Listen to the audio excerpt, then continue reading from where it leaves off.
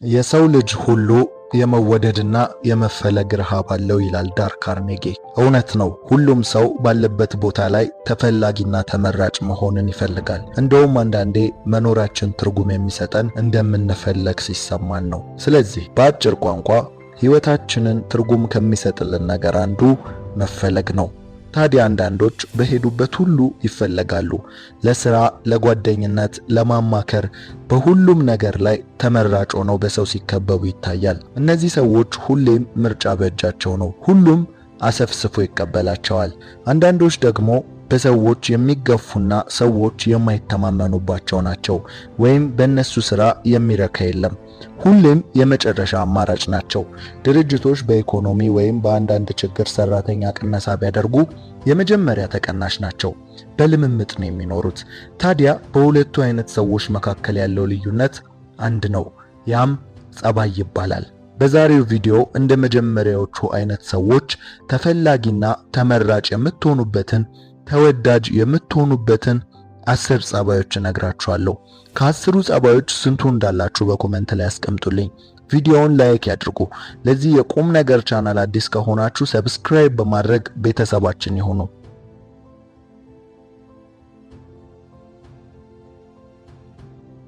መፈለግ አስፈላጊ እንደሆነ ሁላችንም እናውቃለን።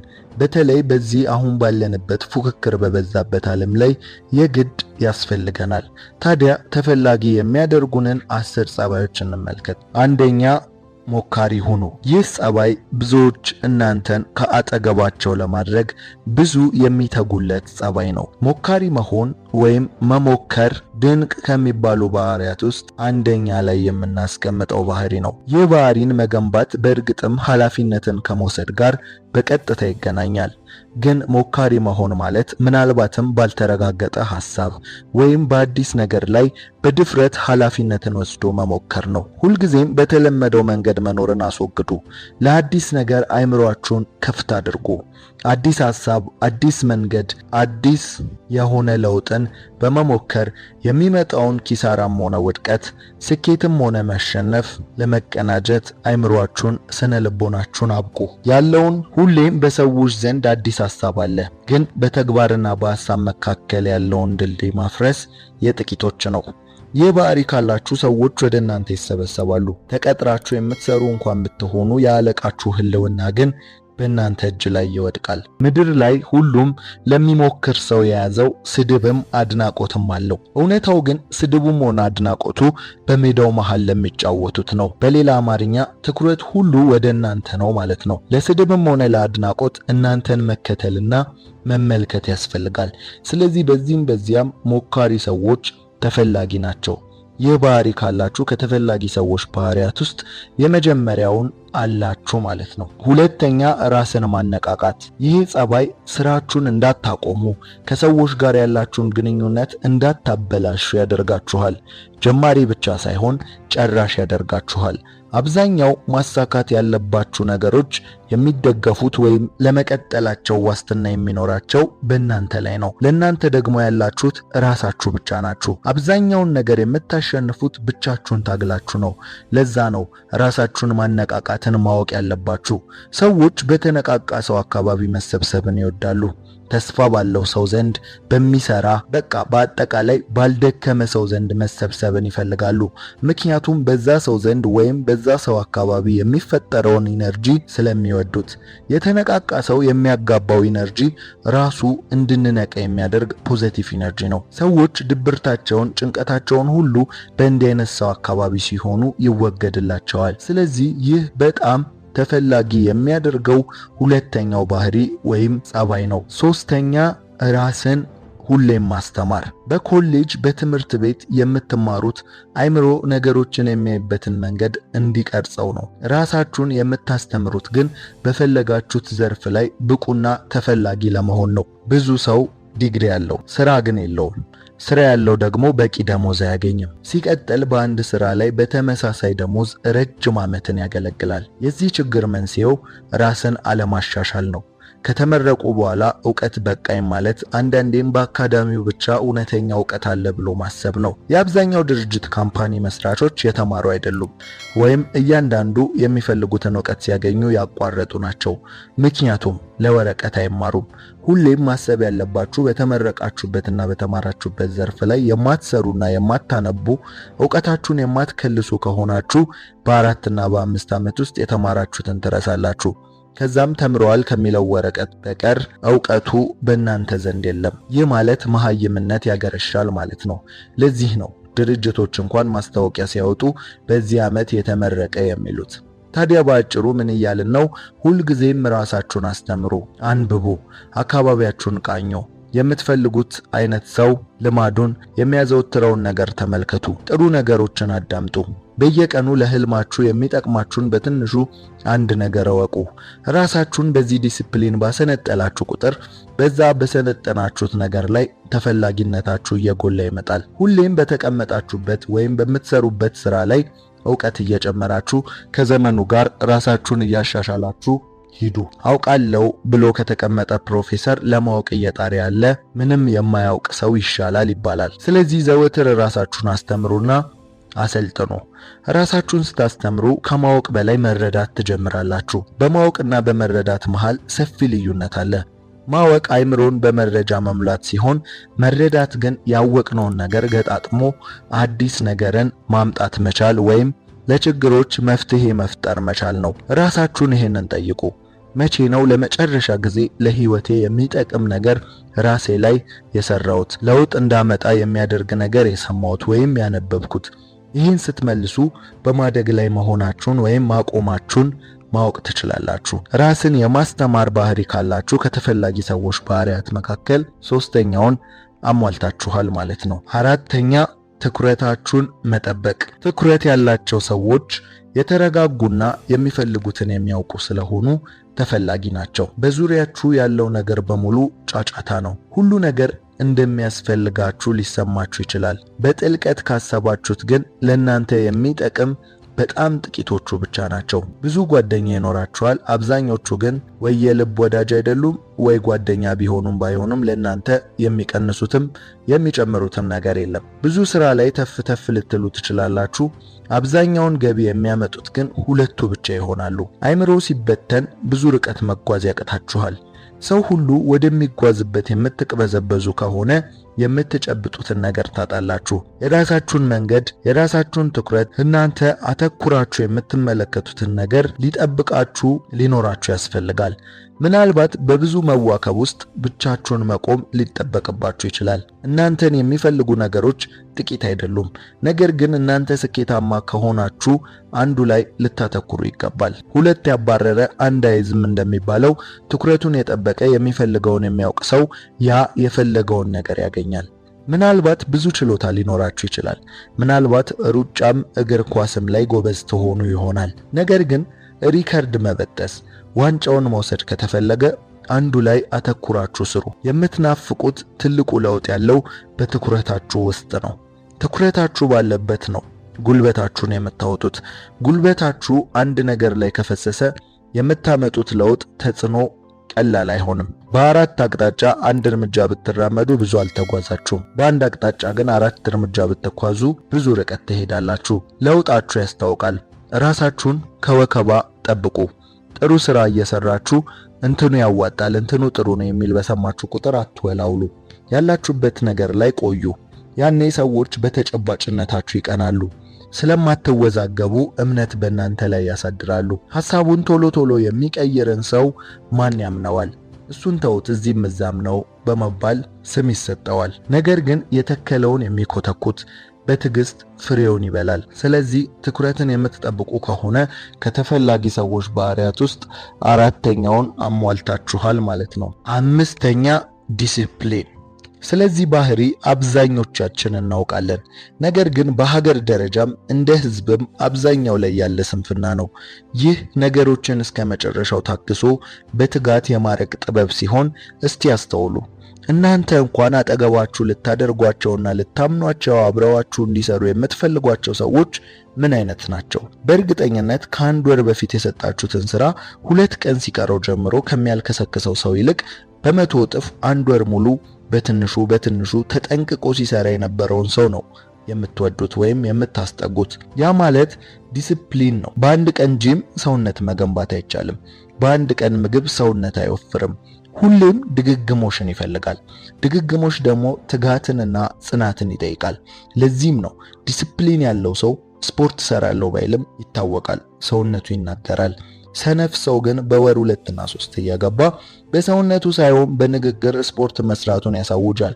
ተፈላጊ ሰውና ተአማኒ ሰው ግን ግልጽ ነው። ህይወት አጭር ርቀት ሩጫ አይደለችም፣ ረጅም ማራቶን ነው።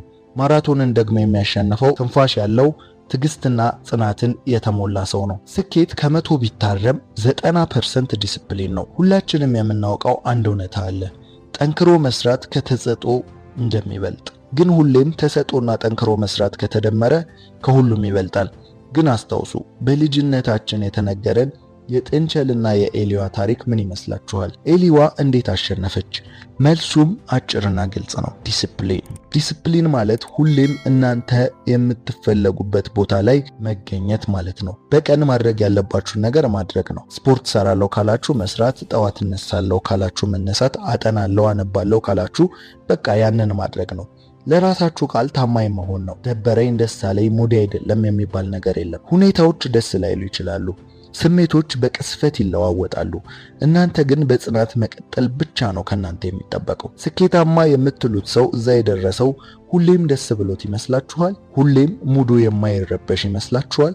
ነገር ግን ለጊዜያዊ ስሜት የወደፊት ህይወቱ ላይ ስለማይቀልድ ነው። የዲሲፕሊን ተቃራኒ ስንፍና ነው። ስንፍና ማለት ደግሞ ቀስ በቀስ በጆሮ መጥቶ የዛሬ ተግባሮቻችሁ ነገና በኋላ ልታደርጓቸው እንደምትችሉ የሚያሳምናችሁ ትልቁ በሽታ ነው። የስንፍና ደባሪው ነገር አታድርጉ ሳይሆን በኋላ እና ነገ አድርጉ ማለቱ ነው። አታድርጉ ቢልማ አደርጋለሁ ብለን እንነሳ ነበር። ነገር ግን አብዛኞቻችን አርፈን የምንቀመጠው በኋላ እናደርጋለን፣ ነገ እናደርጋለን፣ ይደርሳል በሚል ጊዜ ያለኝ በሚል ውሸት ውስጥ ስለሚከበን ነው። ስለዚህ ዛሬ ቁርጡን ወቁ። የምትፈልጉት ነገር በድንገት ከሰማይ አይወርድም። የእናንተን ጥረት ላብ ይፈልጋል። እኔ ብዙ ሰዎችን አውቃለሁ። ሁሉም ባለ ትልልቅ ህልምና ባለ ራዕይ ናቸው። ነገ መድረስ የምትፈልጉበት ትልቅ ቦታ አለ። ነገር ግን እስከ ዛሬ ከመፈለግ በቀር ለዛ ምን አርጋችኋል ስትሏቸው ሰበብን ይደረድራሉ። የሰው ልጅ ደግሞ ከፈለገ ሰበበኛ፣ ከፈለገ ደግሞ ተአምረኛ ነው ይባላል። በእጃቸው ካለው ህልም ይልቅ የዛሬ ምክንያታቸውን ያስቀደሙ ሰዎች ህይወታቸው ላይ ድንገተኛ ለውጥን የሚጠብቁ ናቸው። እድልን የሚጠብቁ ናቸው። እንደ ዲቪ እንደ ሎተሪ አይነት ነገርን። ነገር ግን ትክክለኛ ባለ ራዕይ እድልን የሚጠብቅ ሳይሆን የሚፈጥረው ነው። ስለዚህ ዛሬ ራሳችሁን ልክ እንደ ወታደር አሰልጥኑ። ትልቁ ዲሲፕሊን ያለው በወታደሮች ዘንድ ነው ይባላል። ሁሌም ዝግጁ ናቸው። ለስልቹነትና ለስንፍና ቦታ አይሰጡም። ምክንያቱም እያንዳንዱ ስንፍናና ስልቹነት ነገ ህይወታቸውን እንደሚያስከፍላቸው ያውቃሉ። ያው ሲወራ ቀላል ይመስላል፣ መኖሩ ግን በጣም ከባድ ነው። ስለዚህ እንዴት ዲሲፕሊንን እንገንባ ካልን ደግሞ አንደኛ የምትፈልጉትን ነገር ለይታችሁ እወቁ። ሁለተኛ ለምን እንደፈለጋችሁት ለይታችሁ እወቁ። ሶስተኛ ያንን ነገር እንዳታደርጉ የሚጎትታችሁ ነገርን አስወግዱ። አራተኛ ለውጣችሁን ተመልከቱ። በአጭሩ በምሳሌ ስናደርገው ጠዋት መነሳት ብትፈልጉ ለምን ጠዋት መነሳት ፈለጋችሁ የሚለውን ራሳችሁን መጠየቅ ይኖርባችኋል። ምናልባት ለስፖርት፣ ለመጸለይ፣ ለምንም ሊሆን ይችላል። በመቀጠል ጠዋት እንዳትነሱ የሚያደርጋችሁ ምን እንደሆነ መለየት። ምናልባት አምሽታችሁ መተኛት ከሆነ አምሽቶ መተኛትን ማቆም ወይም ማስወገድ። በመጨረሻም በጠዋት በመነሳት በዛች ሰዓት ላይ ያገኛችሁትን ትርፍ በህይወታችሁ ላይ የመጣውን ለውጥ ማስተዋል ነው። ያኔ ሳታስቡት ዲሲፕሊን ትገነባላችሁ። በዚህ ጊዜ ተፈላጊነታችሁ ሲጨምር ትመለከታላችሁ። ከሰዎች ጋር ያላችሁ ግንኙነት ሲጠነክር፣ እንደ ጀግና ሲቆጥሯችሁ፣ ከእናንተ ጋር ሲሆኑ ሰዎች ፍርሃት ሲወገድላቸው፣ በእናንተ ሲተማመኑና ኃላፊነትን መሸከም እንደምትችሉ ሲያምኑባችሁ ታያላችሁ። ስለዚህ ይህ ባህሪ ካላችሁ ከተፈላጊ ሰዎች ባህሪያት ከ10ሩ 5ኛውን አሟልታችኋል ማለት ነው። 6ኛ የስሜት ብልህነት። የስሜት ብልህነት ከሰዎች ጋር ለምንፈጥረው የትኛውም ግንኙነት በጣም አስፈላጊ ነው። እንደውም ታዋቂው ቢሊዮነር አንድ ጊዜ እንዲህ ብሎ ነበር፣ ሰዎች ስለ አይኪው በጣም ያወራሉ፣ በዚህ ዘመን ግን ከአይኪው በላይ ኢኪው ዋጋ ያለው ሲል ተናግሯል። ኢኪው ኢሞሽናል ኢንተለጀንስ ወይም የስሜት ብልህነት ማለት ነው። ስለዚህ ሰዎች በስራ ቦታ፣ በቢዝነስ፣ በቤተሰብ መሃል ተመራጭ የሚያደርጋቸው የስሜት ብልህነት ነው። የስሜት ብልህነት ማለት በእነርሱ ላይ የሚፈጠረው የትኛውም አይነት ቀውስ ሆነ ደስታ የምታስተናግዱበት መንገድ ነው። የስሜት ብስለት ሲኖራችሁ የጀመራችሁትን ጥረት ለምን ውጤት አልሰጠኝም ብላችሁ አታቆሙም። የስሜት ብስለት 4 ደረጃዎች አሉት። የመጀመሪያው ራስን መረዳት ነው።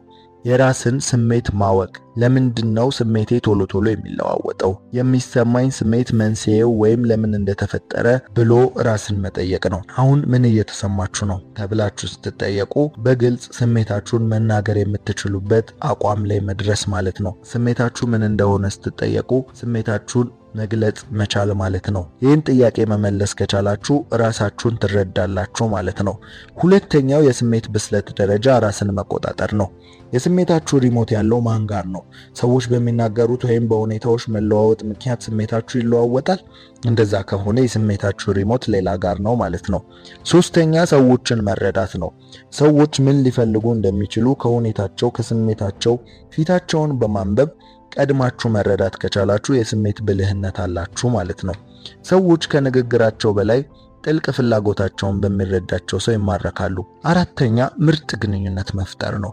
ይሄ የስሜት ብስለታችሁን ሊያረጋግጡ ከሚችሉ ዋነኛው ባህሪ ነው። ስሜታችሁን የምትቆጣጠሩ ከሆነና ሰዎችን የምትረዱ ከሆነ ይህ ቀላል ነው። ሰዎችን በቀላሉ ወደ እናንተ መሳብ ትችላላችሁ። ስለዚህ የስሜት ብስለት ካላችሁ ከተፈላጊ ሰዎች ባህሪያት መካከል 6ኛውን አሟልታችኋል ማለት ነው።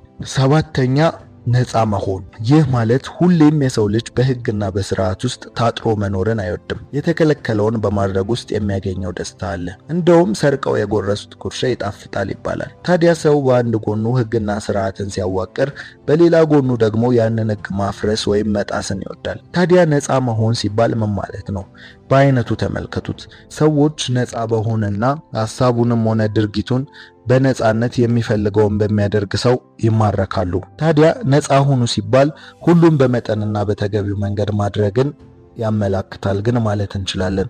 በስራ በስነ ስርዓት ብቻ ከታወቃችሁ ሰዎች እናንተ ጋር ሲሆኑ የሆነ ጭንቀት ስለሚሰማቸው እናንተ ጋር ለጉዳይ እንጂ አብሮ ለማሳለፍ የማይመርጧችሁ ትሆናላችሁ። ስለዚህ ነፃ ሁኑ።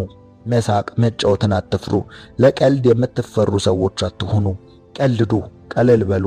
ሁልጊዜም በፕሮቶኮል ልብስ ብቻ አትታዩ። ከአለባበስ ከአመጋገብ ጀምሮ አንዳንድ ጊዜ ዝቅ በሉ። ቀላሉን የህይወት ስታይል ተለማመዱ። ቋንቋችሁን ሁሉ ቀለል አድርጉ። ለቀልድ፣ ለሳቅ፣ ለጨዋታ በሰዎች ዘንድ አትፈሩ። ሰዎች እናንተ ጋር ለሚሳሳቱት ለሳቅም ሆነ ለቀልዳቸው ከእናንተ ዘንድ ትዝብትን የሚያተርፉ የሚመስል ስሜት እንዳይሰማቸው አድርጉ። ለብዙ ነገር ተመቹ። ይህ ነፃ መሆን በሰዎች ዘንድ ተወዳጅና ተፈላጊ ከሚያደርጋችሁ ምልክቶች ውስጥ 7ኛው ነው። 8ኛ ጠባቂ ሁኑ ወይም ፕሮቴክተር። ሰው ሁሉ የደህንነት ችግር አለበት። እንደውም በጥናት የሰው ልጅ ከመሰረታዊ ፍላጎቶቹ በኋላ በቀጥታ የሚያሳስበው የደህንነቱ ጉዳይ ነው ይባላል። ታዲያ ሰዎች ሰውን የሚፈልጉት በክፍተታቸው እንደመሆኑ መጠን እናንተ ጠባቂ በመሆን ክፍተታቸውን ሙሉ። የማወራው ስለ ጉልበት ወይም በአካላዊ ፍርጣሜ ሰዎችን ስለመጠበቅ አይደለም። ነገር ግን ሰዎች ለሚስጥራቸው፣ ስለ እነርሱ ደህንነት፣ ስለ ሁሉ ነገራቸው ተጠንቀቁ ወይም ጠብቋቸው። ለአለቃችሁ ስራው እንዳይሰረቅ ወይም በሌላ እንዳይኮረጅ እንደምትተጉ አሳዩት። ለጓደኞቻችሁ ስለ እነርሱ ኑሮ እንደምትጨነቁ ወይም እነርሱ ላይ ከሚቃጣው ጥቃት እንደምትጠብቋቸው አሳዩአቸው። ይህ ባህሪ ካላችሁ መቼም የማትፈለጉበት ምክንያት የለም። ምክንያቱም ትልቁን የሰው ልጅ ክፍተት መሙላት ስለቻላችሁ። ይህ ባህሪ ካላችሁ ከተፈላጊ ሰዎች ባህሪያት ውስጥ 8ኛውን አሟልታችኋል ማለት ነው። 9ኛ ይቅርታ ልመዱ ይህ እስካሁን ካነሳናቸው ሁሉ ለየት ባለ መልኩ ልትመለከቱት የሚገባ ድንቅ ባህሪ ነው። እስቲ ራሳችሁን ጠይቁ። በይቅርታ የምትታወቁ ሰዎች ናችሁ? በይቅርታ የምታውቁትን ሰው ምን ያህል ቦታ ትሰጡታላችሁ ወይም ምን ያህል ትፈልጉታላችሁ? ይህ መልሱ ግልጽ ነው። ይቅርታ የታላቅ ሰው ባህሪ ስለሆነ ይቅርታን የሚጠይቅም ሆነ የሚያደርግ ሰው መፈለጉ አይቀሬ ነው። ይቅርታን ስንመለከት በሁለት መንገድ ማየት ይኖርብናል። ያም የመጀመሪያው ማድረግ ሲሆን ሁለተኛው ደግሞ መጠየቅ ነው። ስታጠፉ ይቅርታ ማለትን አትፍሩ። ሰው በመሆናችን ከጥፋት የነጻን መሆን አንችልም። ከስህተታችን በላይ ለሰዎች የሚያማው በጥፋታችን ላይ እንዳላጠፋን መሆን ወይም ድርቅ ችክ ማለት ነው። ሰው አጥፍቶ ይቅርታ ከጠየቀ ከዚህ ሌላ ሊያደርገው የሚችለው ወይም የሚጠበቅበት ነገር የለም። እኛ ይቅር መባልን በምንፈልግበት ልክ ሌሎችም እንደኛ ሰው መሆናቸውንም ደግሞ መረዳት ሁለተኛው ገጽ ነው። ስለዚህ ያንን ስንረዳ መሳሳታቸውን ወይም ልክ አለመሆናቸውን አምነን ይቅርታ የሚያደርግ ልብ ሊኖረን ይገባል። የኛ ጥፋት ብቻ ሳናውቅ ወይም ተሳስተን ሆኖ የሌሎች ስህተት ብቻ ሆን ብሎ በዓላማ ወይም መሳሳት ሳይገባቸው የተሳሳቱ አድርገን አንቁጠር። በቃ ሰው በመሆናችን ብቻ ሁሉም ሰው እንደሚሳሳት ማመን፣ ይቅርታንም መጠየቅ እንዲሁም ይቅርታን ማድረግን መልመድ እና ይህንን የህይወት ስርዓት የህይወታችን አንድ አካል ማድረግ በሰዎች ዘንድ ትልቅ ቦታን ያሰጠናል፣ ተፈላጊም ያደርገናል ማለት ነው። ይህ ባህሪ ካላችሁ ከተፈላጊ ሰዎች ባህሪያት ውስጥ 9ኛውን አሟልታችኋል ማለት ነው። 10ኛ ፈራጅ አለመሆን። ይህ ድንቅ ባህሪ ከላይ ካነሳነው ሐሳብ ጋር በቀጥታ የሚሄድ ሲሆን ሰው በህይወት ገጠመኙ ምንም ሊገጥመውና ምንም ሊያሳልፍ ወይም ሊያደርግ እንደሚችል ማመን ነው። ታዲያ እኛ በዛ ሰው ቦታ እስካልሆንን ድረስ ያ ሰው የወሰነውን ስለመወሰናችን ምንም ዋስትና የለንም። ስለዚህ በሰዎች ህይወት ላይ በሰማነው ወይም ባየነው መፍረድ ማቆም ይኖርብናል። ሰዎች አጠገቡ ሲሆኑ ኩነኔ ወይም ኃጢአተኛ እንደሆኑ እንዲሰማቸው ከሚያደርግ ሰው ይርቃሉ። ስራቸውን እየመዘነ ከሚከሳቸው ሰው ጋር አብሮ ማሳለፍን አይወዱም። ስለዚህ በሰዎች ዘንድ ተፈላጊ ለመሆን በትክክል ማዳበር ካሉብን ባህሪዎች መካከል 10ኛው ፈራጅ አለመሆን ነው። ይህ ባህሪ ካላችሁ ከ10 የተፈላጊ ሰዎች ባህሪዎች መካከል 10ኛውን አሟልታችኋል ማለት ነው። ለዛሬ በዚህ እናበቃለን። ጆሲ ነበርኩ። ከተመቻችሁ ላይክ፣ እስካሁን ለዚህ ቤተሰብ አዲስ ከሆናችሁ ደግመን እንድንገናኝ ሰብስክራይብ በማድረግ ቤተሰባችን ይሁኑ። እናመሰግናለን።